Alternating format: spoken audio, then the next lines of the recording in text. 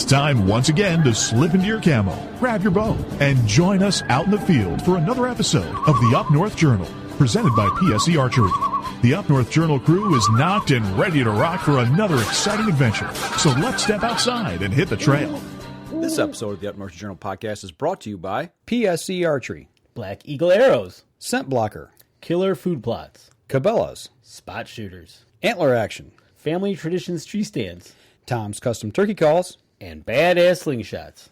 Welcome back to another episode of the Up North Journal podcast, everybody. I'm host Mike Adams, sitting in the cabin tonight with Dan DeFall. What's going on, Danny? Not much. What's happening? We're back. It's Sunday night. We're back live streaming. We're back on the podcast. What happened to all the cold? All this cold weather just came back in. I'm not liking it. I know. I wish the cold weather would move out finally. I'm ready for turkey season. I'm ready for turkey season too. You know what? I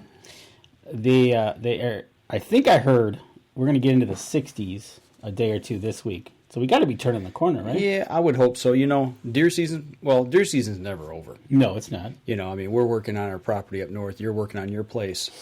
It just goes from one step to the next. Absolutely. Roll back into when season opens again. But, you know, I'm ready for turkey season. You know what? I am ready for turkey season. And speaking of that, next weekend, we'll just announce this right at the beginning of the show. Next weekend, you and I are going to be at Cabela's in Saginaw for the Turkey Classic. Yep, we'll be up there Saturday and Sunday. Right, we'll be there doing our thing at Cabela's and showing some people about...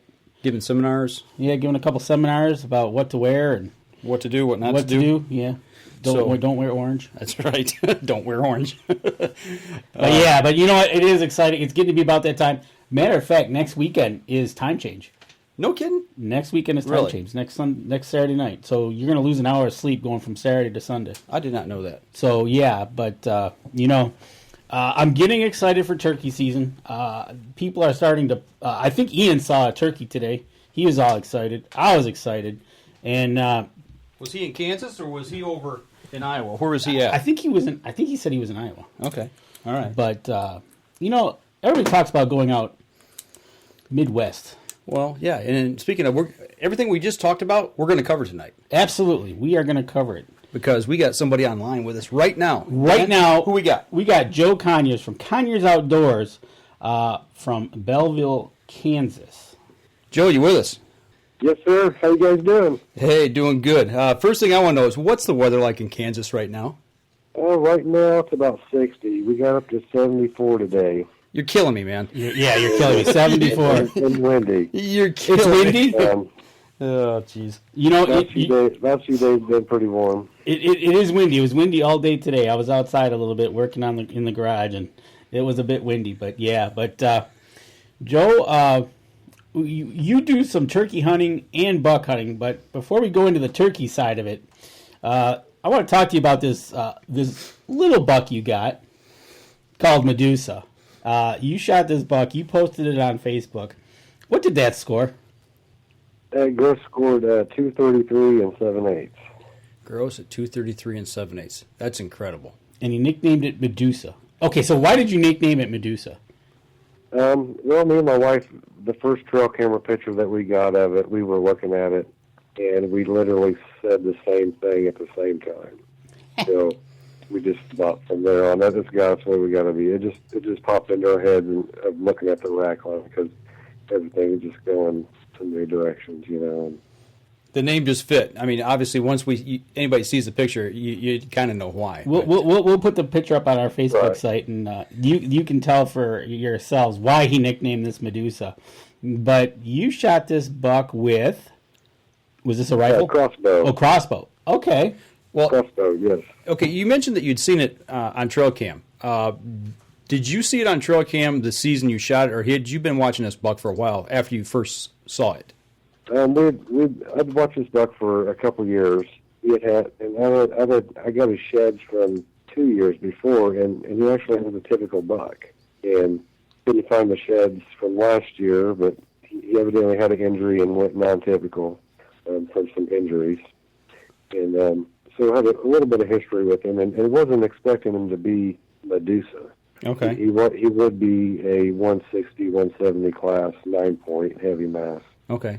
Buck with his typical frame. But so as soon as I saw that, I knew we had something special.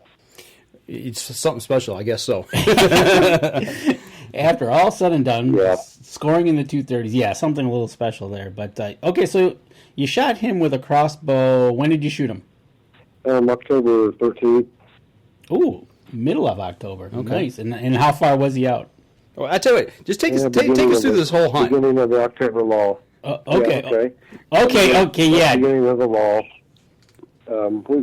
We got the pictures, and we decided to not hunt anything and just keep watching our cameras. And it got close to evening daylight, so we moved in for a hunt, and me and my wife hunted together.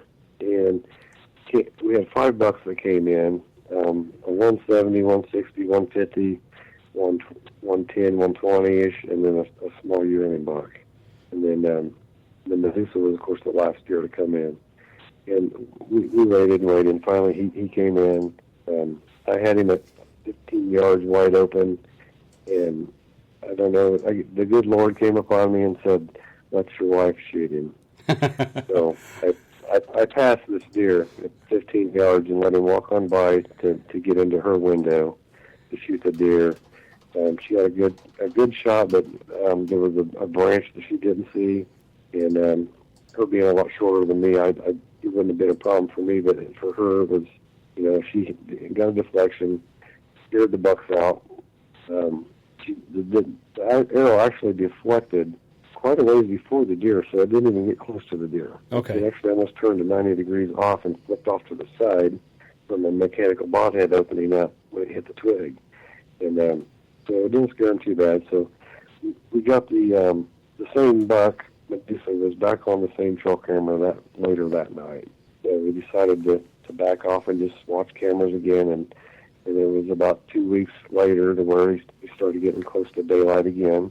And so we both went out and hunted together, and we didn't see him. We saw the regular deer, but no Madusa. The next evening, Dizzy was feeling a little ill, so she stayed in, and I went to hunt him. And then that's when he came in. He came in, quartered to me. He started coming in at first, and there was a little button buck that kept running up behind him trying to smell him. And he got mad about it, and he turned and chased him, and they left. And I thought at that point, oh, he's gone. He's going to chase him off. And I only had about 18 minutes of shooting light left. So I'm watching through my binos. I finally see some tines in the grass. And then they disappear. They pop back up. They disappear. I can't tell what's Madusa yet, just the tip. And then finally he raises his head all the way up. I see it's him. Put my binos down. Get ready. I've already went through buck fever from the first time of seeing him and him leaving and coming back.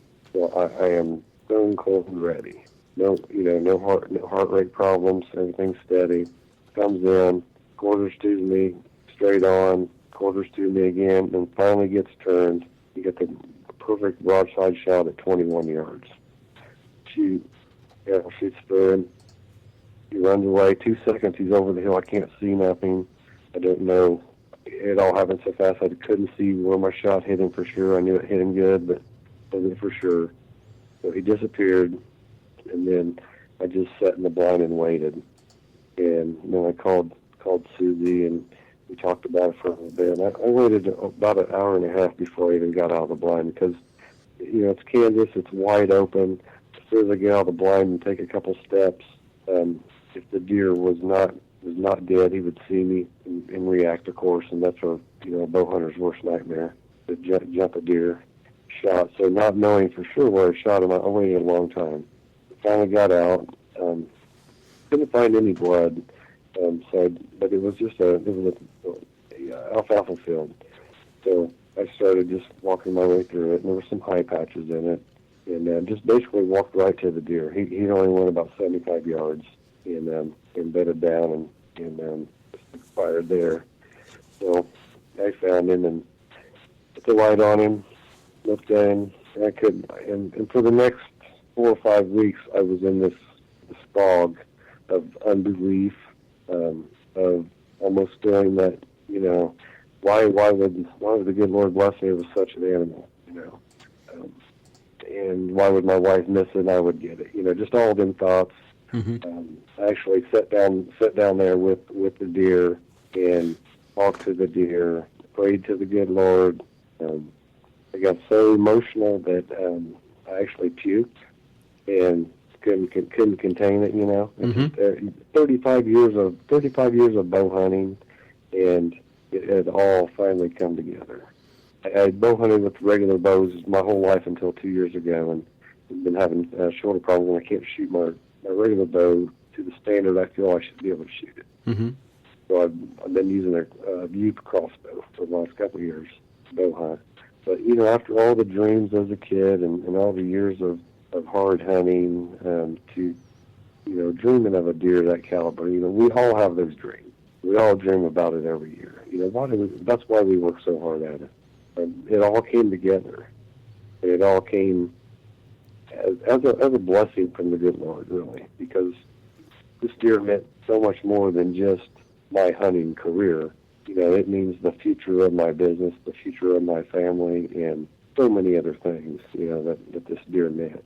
And, so, you know, that's how I got him. You know, family came back and helped me. We did some pictures and just talked and celebrated. And then it took three of us we could barely get this thing loaded into the Suburban. I kind of have a bad back, and so it took all three of us. We barely got him in there. Yeah, he was live weighted 354. 354. That was live weight. Yeah, it was his live weight, and you know, thinking potentially a full body mount. I didn't gut him. You know, I took him to my butcher and had him. He's one of the best skinners in the state, so we had him keep him out. And then I donated all his meat to the local homeless shelter.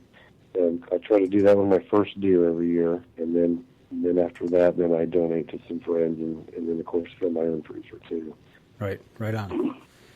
You know, I can relate to an emotional impact of an animal of that magnitude. You know, we all go through different hunts or different things in life that impact us differently. But I remember when my daughter, people on the show have heard this story before, but when my daughter shot her first deer with a bow when she was the day after her 11th birthday, and I don't know who was shaking more, me or her, and then I just broke down emotionally. It's amazing how an animal can bring out such raw emotion, you know, and right. It's that's what I love about hunting.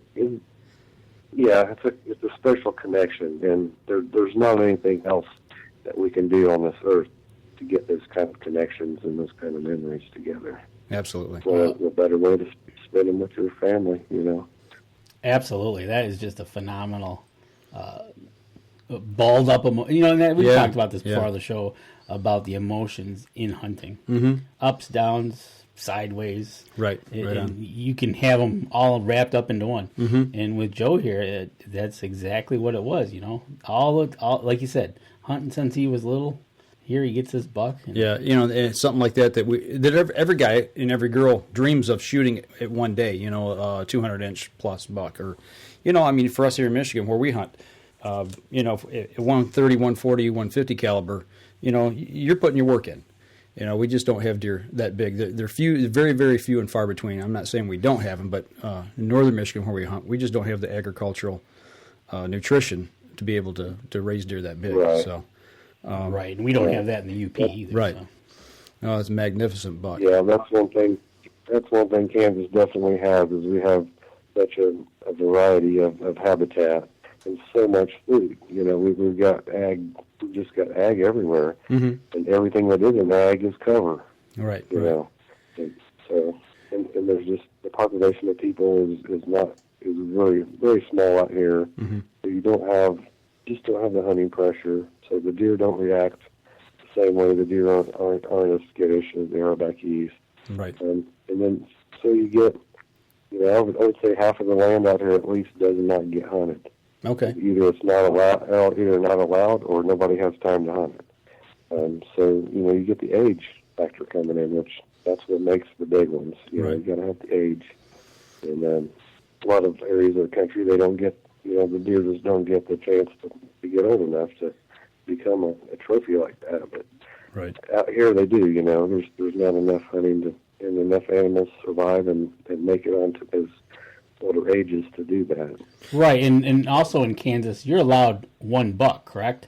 Yeah, we only have a 1 buck limit, and then we also only have a 12-day rifle season, and it's post-rut. So, but those two factors probably help quite a bit.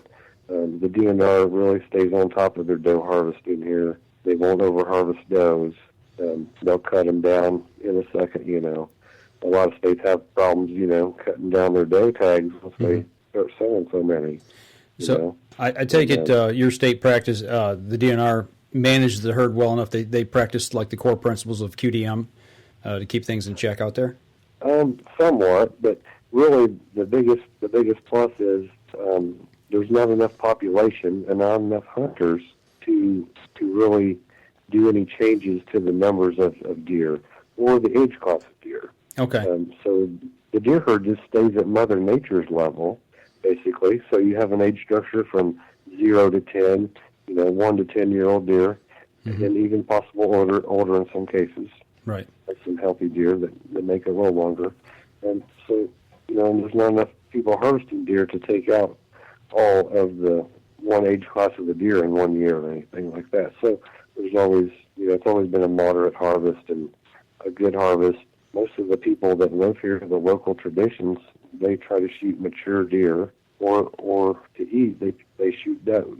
Okay. So with the local people, back east tradition, we used to shoot anything. A lot of people still do, and that's okay if that's all you're there for is meat. But if you're a guy who's trophy hunting, of course he wants to let things grow. But that's just kind of what keeps it in balance here. It really sits at Mother Nature's level. We have just as many bucks as we do does, and then in our buck population, we have 3-year-old and older bucks. Half of our buck population is 3 years and older.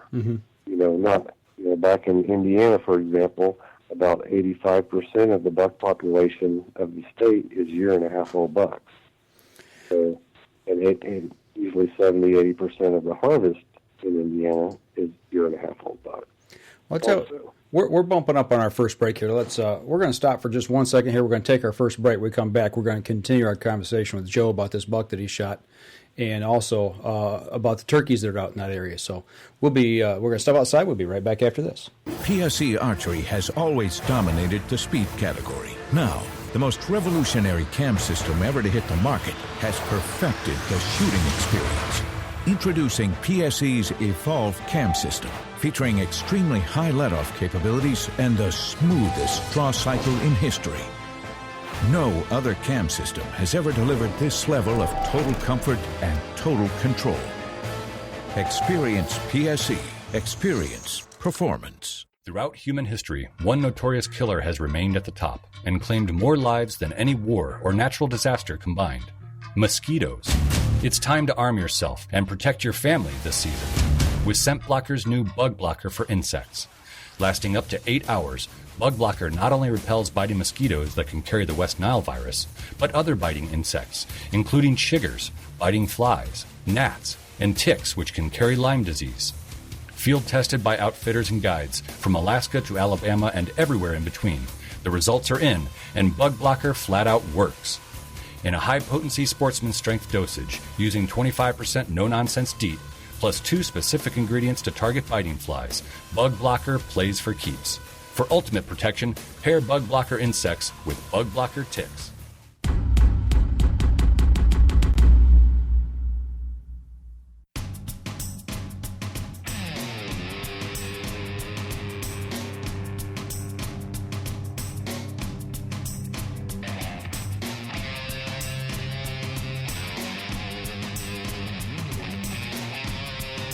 Welcome back, everybody. Second segment of the Up North Journal.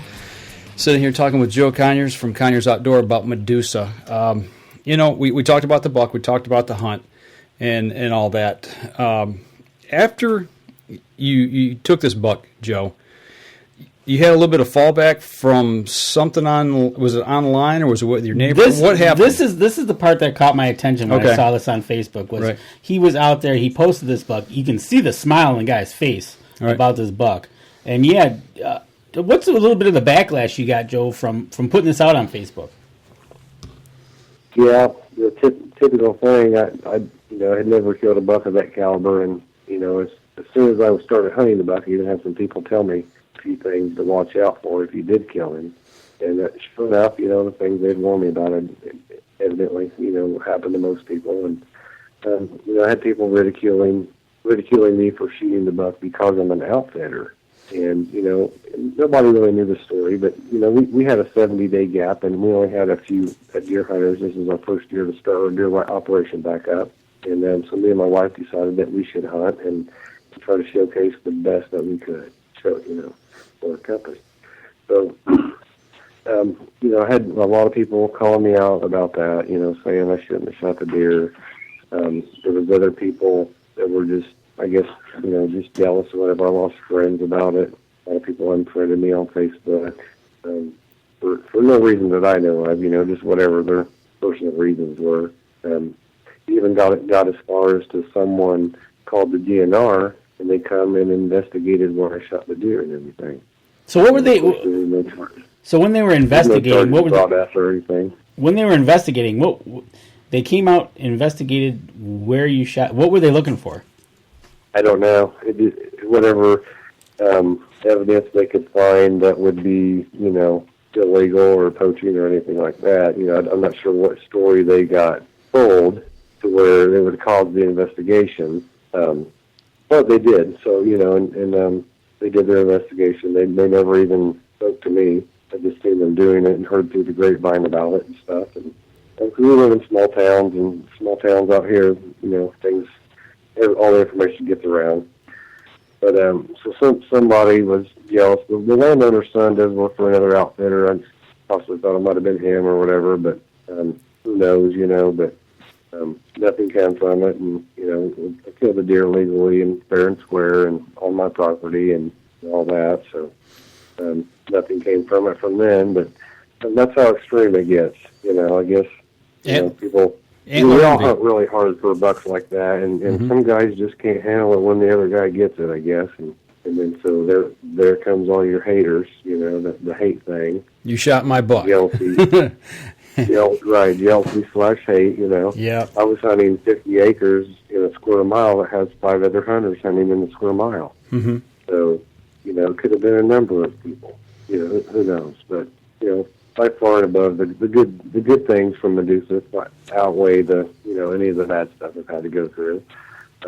It has given enough exposure to where we get your animal rights activists and people that just hate hunters. Of course we've gotten the death threats and the bad messages and all that stuff too. But that pretty much comes with any type of hunting that gets any kind of exposure. Right.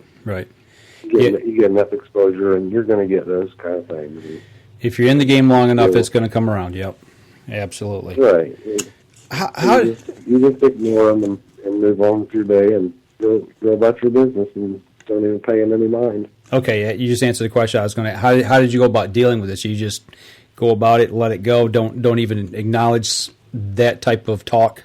Just ignore it. Yeah, I'm human. I got suckered into a little bit here and there, of course. Right. Because I'm an emotional person too. Mm-hmm. But for the most part, the good outweighed the bad. So really, after a couple of days of dealing with it and getting through a couple of things, then I had the attitude to where it just rolled right off my shoulders after that. Because I know what kind of deer it is. I know what size he is. I know how hard it is to kill deers like that, and I know how hard it is just to have an opportunity to even hunt a deer like that. Right. It just doesn't happen. Right. And the way it all did happen, I would have to say that it was planned by God. It was His blessing for me for the hard work and dedication I've had through my life in the hunting industry. Right on. I also passed that opportunity to my wife first, and gave it out for her. So, I feel I deserve the buck. I've hunted just as hard as anybody else has through my life. So, I'm proud of him. He's a great, awesome deer, who wouldn't be, Let's party. Okay, well, now let's talk about the good. You know, we see deer like this. You know, I've put my hands on antlers like that just very few times, and it's not been because I shot the buck. It's been because somebody else has, and I've been at a show and actually seen it, and they let me hold it, what have you. The good that comes out of this, I mean, it's amazing how an animal, just the sheer size of antlers and body-wise, and age class, how it changes somebody's life, how it changes somebody's business. What's this really meant for you and your wife, for as far as your outfitting goes and your lives? Oh, it's meant everything. I mean, literally, you know, we're a small company, and we don't, you know, we're not into flashy advertising and stuff like that, and didn't really have a lot of budget to, you know, try to be like the big companies and stuff. Mm-hmm. So, you know, it means a lot because it's given us the exposure as much exposure as a big company. Mm-hmm. You know, as people paying $50,000 and $100,000 for advertising. Right. You know, it blows up on Instagram and of course Facebook and many other places that I don't even know about. You know, spread far and wide. So it gave our business and company name, you know, the exposure it needed, and it literally set us up for the rest of, you know, Conyers Outdoors' existence. It's probably the foundation of the company. Right on. That's how much it meant. Okay. A game changer. You know, well, you know, speaking about your outdoor company and your outfitting company, your game is just not deer. You deal with other things as well. You offer turkey hunts. You know, we're going to open it up now and give you an opportunity. Talk a little bit about Conyer Outdoors, and we know what the deer's meant to you now, but we're going to give you a chance to talk about it and share with others what you have to offer. Well, we do mature whitetail deer hunts. We try to hunt 140, 150 class and bigger deer. We also do turkey hunts, and we do the Rio Grande in Kansas, and we do the Merriam and Merriam hybrid in Nebraska. And then we also book Goulds and oscillated hunts in Mexico and the Osceola in Florida. So we actually book every species of turkey. Okay.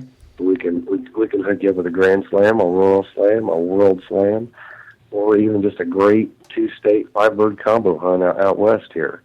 And so we do, you know, all the turkeys, and then we do the deer. We're going to probably be opening up deer in Nebraska, too, here before too long, just not far from the Kansas border, so it'll still be really quality hunting. Okay. And then we also do predator hunting, and we also do some trapping packages, too, in the off-season in January and February to try to help with our predator program, get as many of them out as we can, save as many turkey and deer as we can, and just help everything out good with that. That's pretty much our extent of the hunting that we're doing now. We might add some waterfowl hunting in the future because we've got just vast, awesome waterfowl out here too. But we need more people to do that, of course. So, you know, from what we got going now, we're, you know, my wife and my other guy, we are busy as could be.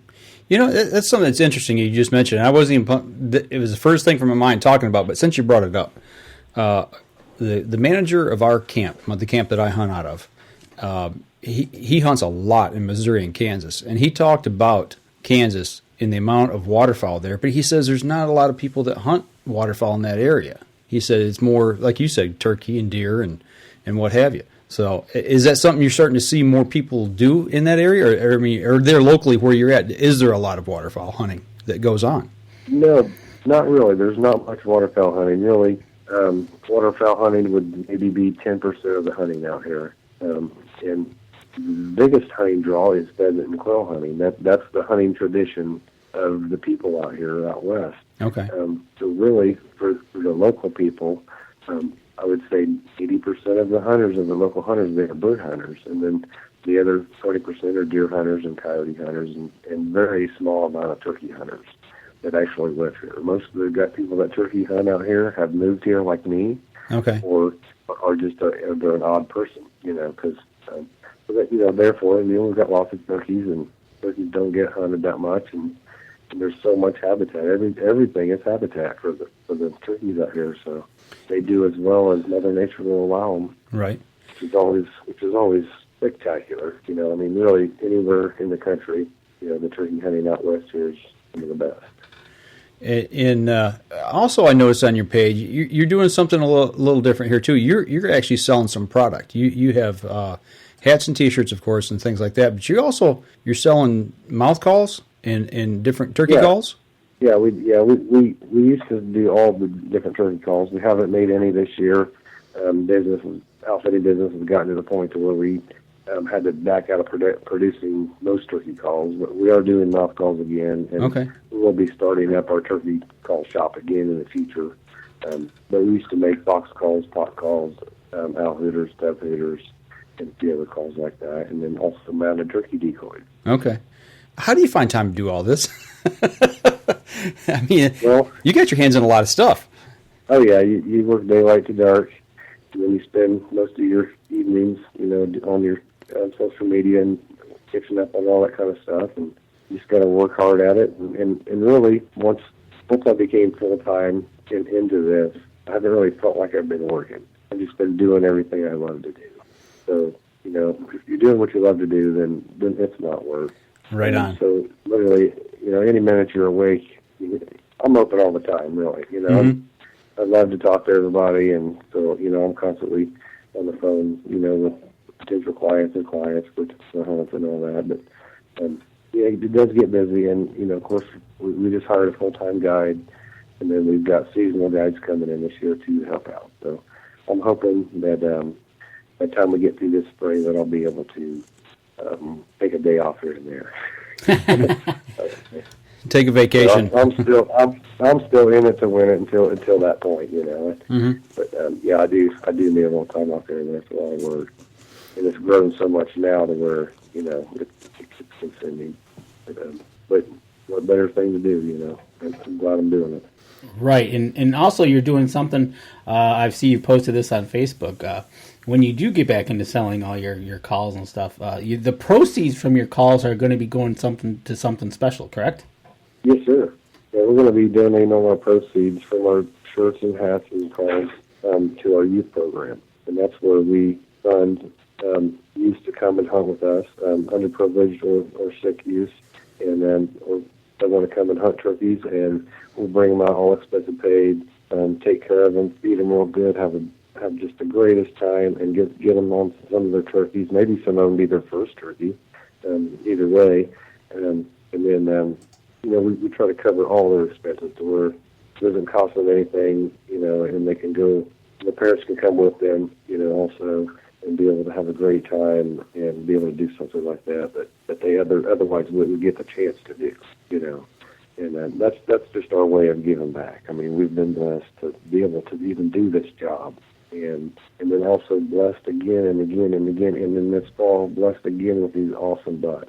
So it's only right in my heart to, and that has always been a dream of mine, to be able to provide hunts for kids that couldn't go hunting. I grew up in the city, and I know how many kids are in the city. They're stuck there, and a good portion of them would just love to go hunting. So we feel it our duty to try to get as many out there as we can. Help out as much as possible. Kind of like paying it forward in the hunting community. Well, that's what it's about. Right. That's the next generation of hunters. Without them, we don't have hunting anymore. Once we're gone, it's sad to say, but true. Yeah, that's awesome. Right. And there's so many single mother or divorced families and children that don't have fathers or even an uncle or grandpa or anybody to take them out. So all of us other people need to pitch in and see how many of them we can get out there. Absolutely. We can't get them all, but we can sure try.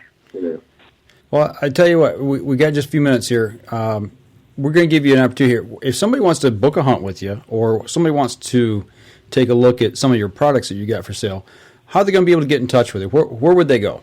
Well, they can go to Conyer'sOutdoors.com, and that's our website. You can get in communication with us there. You can also go to Facebook, Conyers Outdoors page. You can message us there, and then all of our contact info is also on there. And you can also call me directly, and my phone number is on the page there in the website. So I'm just a cell phone call away from anybody that wants to book a hunt or even has questions about booking a hunt, or we just simply like to talk about turkey or deer. There you go. And what we'll do is we'll put up a banner up on our website with a link to ConyersOutdoors.com. There you go. Okay. All right. Yeah. Well, I'll tell you what, man, it's been a pleasure talking with you. I know we had a little bit of technical difficulty here getting through to this point in the show, but we apologize for it. But we really appreciate you taking a little bit of time out on a Sunday evening, sitting and talking with us. Hey, no problem. All right. We're going to step out. Appreciate it. Yeah, you're welcome. We're going to step outside and take our next break, and we'll be right back after this. So what do you do when you've completely redefined the way bows are engineered? When you've reached the pinnacle and the band starts playing your victory song, you start a revolution out of thin air. Introducing the all-new PSE Carbon Air, engineered with true carbon technology to be the lightest high-performance bow in the world. Experience PSE. Experience performance. Killer Food Plots have been helping property owners for over 20 years create premier whitetail habitat. Whether replenishing your soil with their all-natural Organics Fusion pellets or planting a premier KFP food plot seed blend to help your deer rebuild their bodies through spring and summer while supplying the much-needed high energy during and after the rut, you can trust that Killer Food Plots family and their products will help your deer achieve their full potential.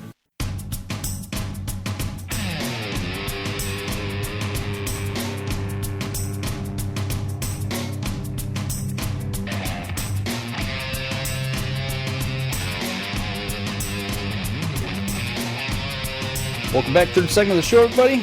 Sitting in the cabin with Danny, hanging out. What an interview. It was a good interview. Dude, that was a huge buck. Dude, that is an enormous buck. It was incredible. He talked about being a once in a lifetime. Yeah, you think? And what else is incredible is the fact that why are there haters out there? Antler envy. It's like really we see this time and time again. I always refer to them as the basement dwellers. Right. Is they got nothing better to do than, hey, somebody did something really good. Let's knock them down. Well, like he said, he didn't say exactly who, didn't really know who, but somebody that called the DNR in. Oh, that's another one. It's like, come on. Your name's not tattooed on these deer. No, they're not. And you know what was kind of funny about that when he said that? The DNR never did ask him. Came to him. They went out and did their little investigation. Right. And he had heard it through the grapevine. Right. Why not go to him and ask him or go do your investigation, but come and talk to him and say, hey, by the way, we were called out. We went and checked it out. Everything was okay. Yep. Not just, and by the way, I heard it through the grapevine. The DNR's hanging out my property doing an investigation. Right. Which to me, I would think, wouldn't they have to let you know? I would think if it's on your land, they're going to go on their land, if on private property, they'd have to let you know that we're going to be going. The reason you're on my land, there's got to be a warrant of some type to go in and garner an investigation. Right. So. Exactly. And like you said, this guy does something, and the haters come out, and it's terrible. So yeah. But a great interview. We'll check in with him and see how his turkey season goes. Right on. Well, talking about bucks, big bucks and deer hunting, kind of led off the show talking about the fact that deer season's never truly over. Never. Did you happen to see the QDMA question the live stream question thing they did this week? I saw a little bit of it. We posted it to our Facebook page that they were having. They were talking about the video we posted. I couldn't see it, so tell me about it. Well, basically, they're doing their deer summit, okay, and they had some downtime, so they were on, I don't know, roughly maybe an hour or so, and there was a bunch of guys there from QDMA, a bunch of the heavy hitters, and they were just fielding questions. You could type in your question, and if they found it there, they'd answer it for you. And I typed one in, and actually they answered my question live, so it was pretty cool. What did you ask? Well, you heard me talk about Socks. Yep. The piebald doe that we have up at our property that's been there for a year and a half now. She's a year and a half old. She's, this going into this fawning season, she'll be 2. So, and I got to thinking, piebald deer, it's a recessive gene, that gives them that coloring. When you get recessive genes like that, sometimes there's other characteristics that come along with that, and it can pose problems. Right. And I asked, okay, so we got a piebald doe that we've kind of, had hands off on, didn't want to shoot her. We just kind of let her go, give her a pass. Is that the right thing to do? What'd they say?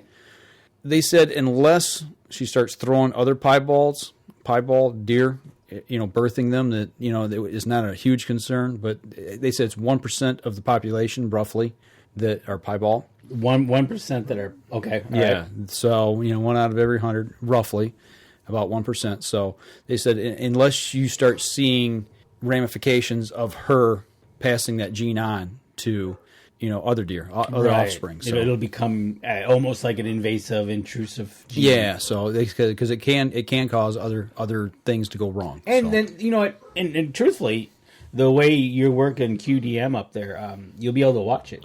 Yeah, well, actually, I just saw her a couple weeks ago, so that was kind of cool. I was up there checking out the logging project and actually seen her run across the field. Got some video of her real quick. I wonder if she is with child.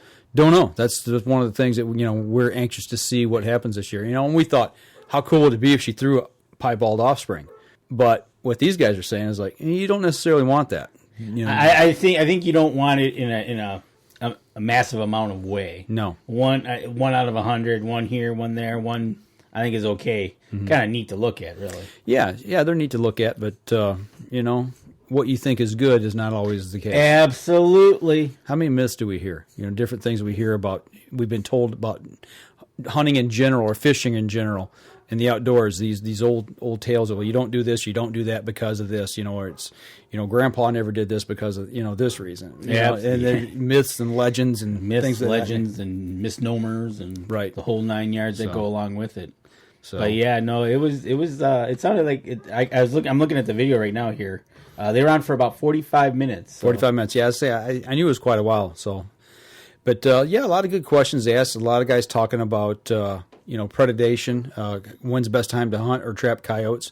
And there's some information coming out recently about not hunting predators up until right before fawning season, and they said the same thing. That's exactly the route that they went with it. They said that the science is telling them because once you evacuate an area of predators, it invites other predators back in. It's carrying capacity. Right. So if you're going to do that, you're not going to make a huge impact in the area. It is going to get filled back in eventually. So what you want to do is take out that population as much as you can right before the fawning season to give those fawns the best chance to get up on their feet and get going. I'd agree with that. Just before they start dropping, go in and whack them. So, but yeah, just a lot of good information talking about different things to plant, when to plant, how you should go about planting.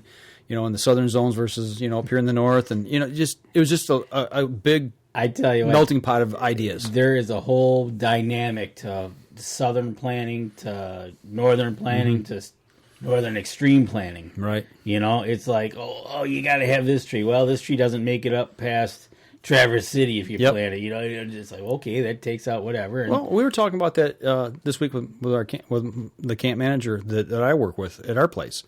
And, we've talked about sawtooth oaks, and we've talked about the American chestnut. The American chestnut now is becoming back on a rebound.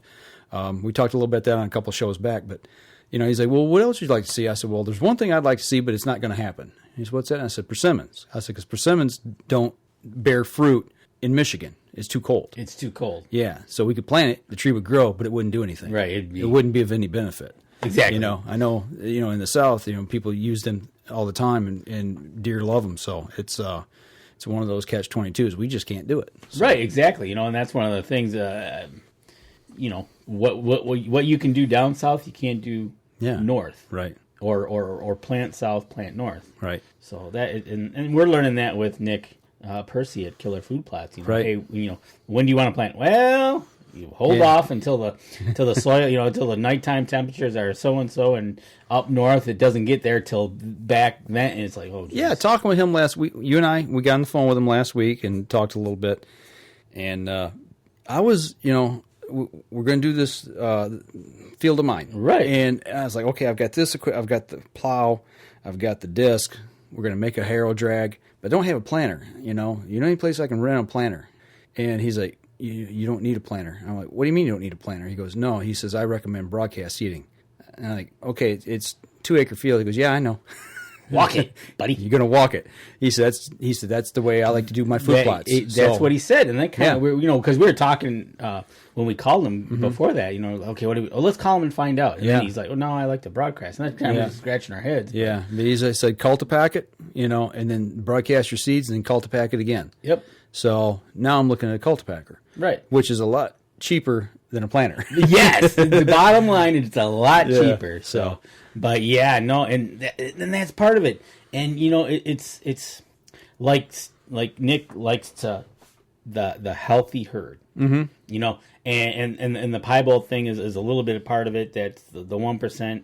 You don't want a lot of that. And then so now we go to Nick and let's get some planted and get that healthy herd. And by the way, let's take care of the predators before you have fawn drop. And like we've been saying, right?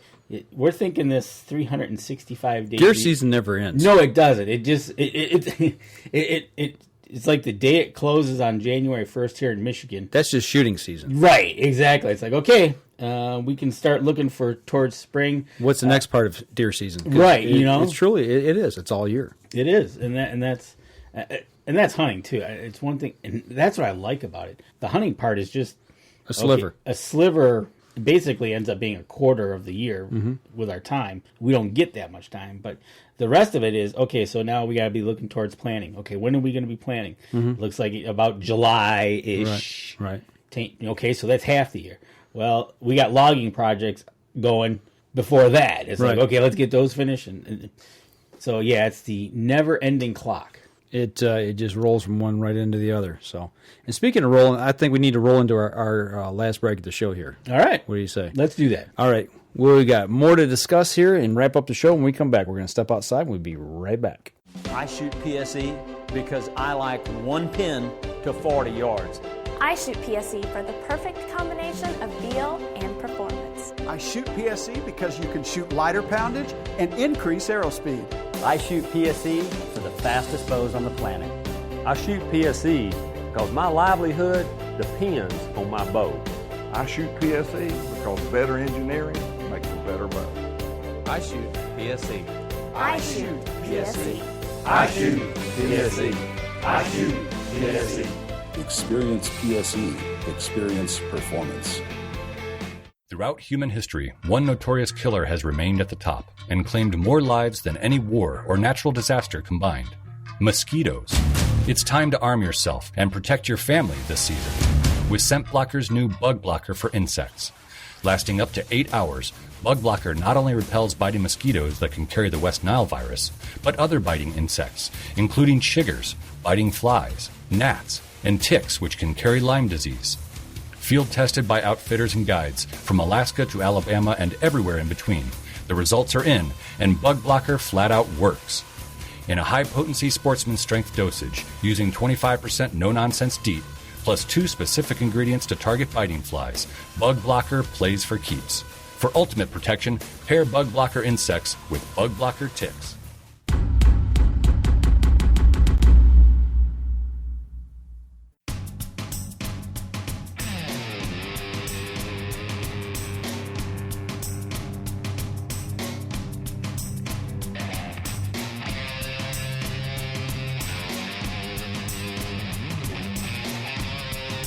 Back, last part of the show.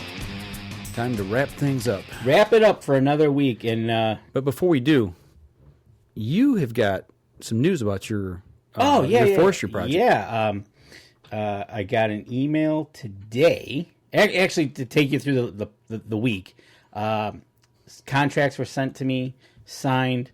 Midweek, I was contacted that the logging group wants to get in as soon as possible, and then, because they have the load limits due to the weather, frost laws. I think that's what it is, right? So, and then I'm like, okay, and so I'm thinking a couple weeks. Well, I got an email today, Sunday morning, and he said they'll be starting tomorrow on Monday. Man, that's quick. Yeah, a little bit. So they're going to start on my property first and work their way. So I'm kind of excited that they're starting so soon. I'm kind of excited that they're starting because I'd like to get those buds off those tops of those trees down to the ground.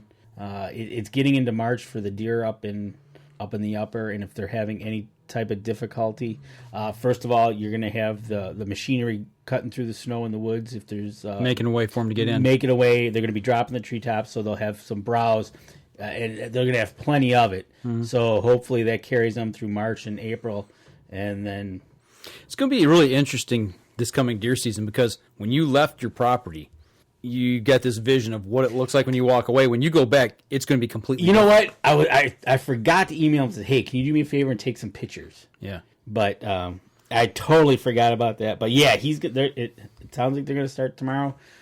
So stay tuned.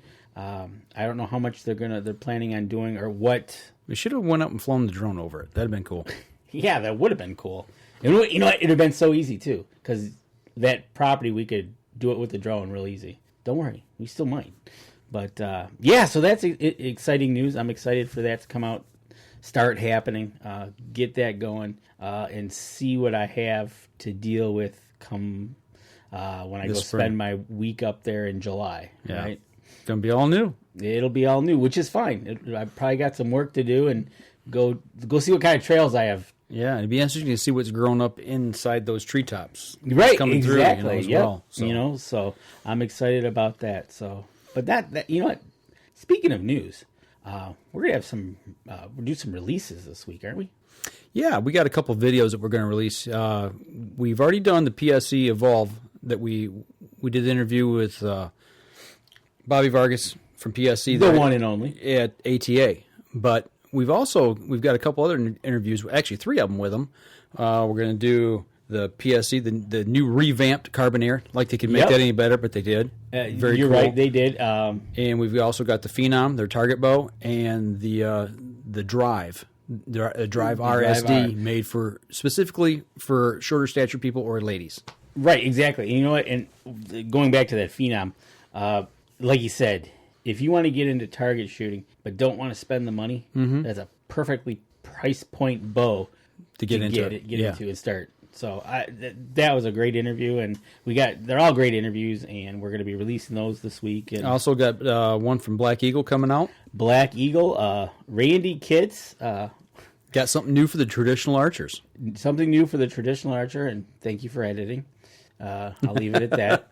I do have that footage, by the way. I know you do, but it might be released at a later date. But you know what? We got to talk to him because he, like you said, he's got arrows for recurves coming out, and he shot a moose with one. Yep, with his recurve. Yep. You know, so we got to hear about that story. Right, we got to hear the story. You hear it in the interview that he missed it at 25. He had to let it go to 37 till you had to shoot it. Yeah. So, but we'll try to get him on. We'll get that about the moose. And working on several other interviews we did at ATA that are coming to fruition and just about done. So right, exactly. And the other video we released this week was the feathers, the True Flight feathers and flu arrows. Say that fast. Right. Basically, in the world of archery, an older time company making an improvement with something that's been around for years. Yeah, and still out there hitting it hard. So right. So American made. American made in northern Wisconsin. That's all I can't pronounce the name of that place. Yeah, exactly. So, but no, those will be coming out with that, and no, it's we're coming up on. Well, we're into March, so hopefully, like we talked about at the beginning of the show. We'll flip a switch here and maybe get warm. Hopefully. And hopefully we'll have some birthday cake here in about a month and a half. Right, exactly. You know, pushing 10 years here. 10 years on the UNJ. So it's... maybe we'll have to have a little cake or something. Yeah. No candles, though. No candles. We had a rough spot a couple years back, and I don't want to repeat anything just by accident. I guess we'll use a flashlight. There you go. So sounds good. But no, other than that, man, next weekend... this coming weekend would be at Saginaw Cabela's. Turkey Classic. Absolutely. At your local Cabela's. Mike and I will be at Saginaw. That's right. But there's going to be pros at all the Cabela's. So get over to your local Cabela's, check it out. Seminars. Absolutely. And then next week, we got a great interview lined up. Talking more deer hunting. Yep, more deer hunting. And talking with Lincoln Roan of Michigan Let them go and let them grow. So stay tuned for that interview next week, which, you know what, people, it's how did we say it? It was... it's not about trophy hunting. It's about the science behind it for healthy herds. And it's one heck of education. It is. It's packed. It's packed with education, informative, and what he's got going on with that group here in Michigan, over 21,000 strong of Michigan people only. Mm-hmm. So stay tuned for that next week. All right. Well, I think that's about all I got. You know what? It's been a weird show, man. We've had technology problems. We did a little bit of live streaming. We had to cut that short, so we're wrapping up the show without the live streaming. So, right. But you know what? It's we're gonna work through these issues, and it's technical. I think I'm gonna break my router. You know what? I totally understand that, because it seems like every couple of years you have to upgrade your router because technology is just something's more going and on. more. So, one last thing, I want to give a quick shout out to Patrick Cloyd here in Michigan. You're looking at his video right now, right? He made that box call. Okay, I mean, he just come up with this and made it, and things sounds great. He sent me a message. He says, "Hey, how does this sound? Just made this." And actually, the way it sounded when I first clicked on it, I thought he said he was talking about the lid. I thought he had a broken lid on an old box call. But he made the whole thing? He made the whole thing. He said that was, you look at that, he sent me another message back, and he says that was 2 planks the other day, and now it's a box call. So this guy's got some craftsmanship in him, man. I tell you what. So I want to give a quick shout out to him, man. That is a nice piece of work that he did there, and it sounds really good. So, but thanks for sending that video, and man, I hope you have a great turkey season. He's going to hunt here in Michigan for the first time this year, so with a bow for turkeys. So good deal. Right on. But that's all I got for you guys this week, so stay tuned. Like I said, we got a great interview next week. You guys tune in, and you guys got anything you want to throw out there, always put it up on our page. We're glad to answer questions and interact back and forth. Facebook, Twitter, Instagram, the whole 9 yards. That'll do it for us this week, folks. This episode was brought to you by PSC Archery, Black Eagle Arrows, Scent Blocker, Killer Food Plots, Cabela's, Spot Shooters, Antler Action, Family Traditions Tree Stands, Tom's Custom Turkey Calls, and Badass Slingshots. Thanks for listening, and join us again here next week. Until then, remember, as we always like to say, if you're out on the water or in the woods, shoot straight and be safe. Until next week on the Up North Journal.